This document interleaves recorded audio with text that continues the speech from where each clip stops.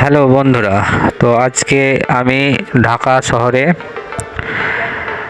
বাইকে চড়ে এখন ঘুরে বেড়াচ্ছি। চলো বন্ধুরা, তো আমার সঙ্গে দেখবে বাংলাদেশের ঢাকা শহর। ঢাকা শহর খুব সুন্দর, কিন্তু একটা জিনিস দেখতেই পাচ্ছ বন্ধুরা, জ্যাম প্রচণ্ড হয়। মানে এখানে ট্রাফিক সিস্টেম খুব কম। এইরকম হাতে ট্রাফিক সিগন্যালই হাতে ট্রাফিক সামলায় বেশিরভাগ। ট্রাফিক সিগন্যাল নেই। আমাদের ইন্ডিয়াতে যেমন ট্রাফিক সিস্টেম থাকে অটোমেটিক, সেটা নেই। এইভাবেই চলে যাই কোনো রকমভাবে। এটা ঢাকা শহর একটু সাইডে।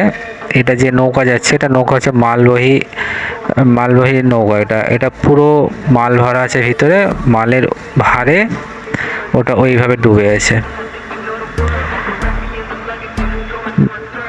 পুরো বাংলাদেশেই তো আমরা শুধু নদী দেখতে পাই, বেশিরভাগই মানে পুরো দেশটাই নদীতে ভর্তি। তো ঢাকা শহরের পাশেই একটা নদীর শেষ নাই, যেখানে যাবো সেখানেই নদী।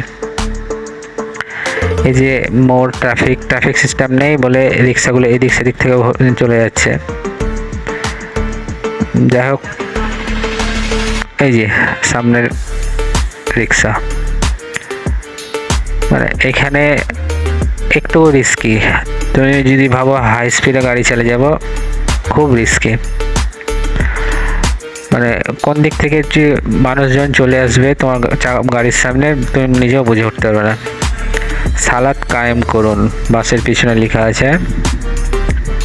ইসলামিক কান্ট্রি তো ইসলামিক বেশ কিছু নজর আমাদের পড়ে। ইসলামিক কিছু, যেমন বাসের পিছনে লেখা থেকে নামাজ কায়েম করতে হবে, অনেক কিছু দেখতে পাওয়া যায়। ওভারব্রিজের নিচে জ্যাম পড়ে গেছে। এই যে সব, এটা কিন্তু ওয়ান ওয়ে রাস্তাতে, মানে 4 লেন রাস্তাতেও যদি সব সময় রিক্সা থাকে তো স্বাভাবিক, যানজট তো হবেই। এইভাবেই চলে যায় দিন যাপন বাংলাদেশের। ঢাকা শহর ওই জন্য ব্যস্ততম শহর, আর জঞ্জাট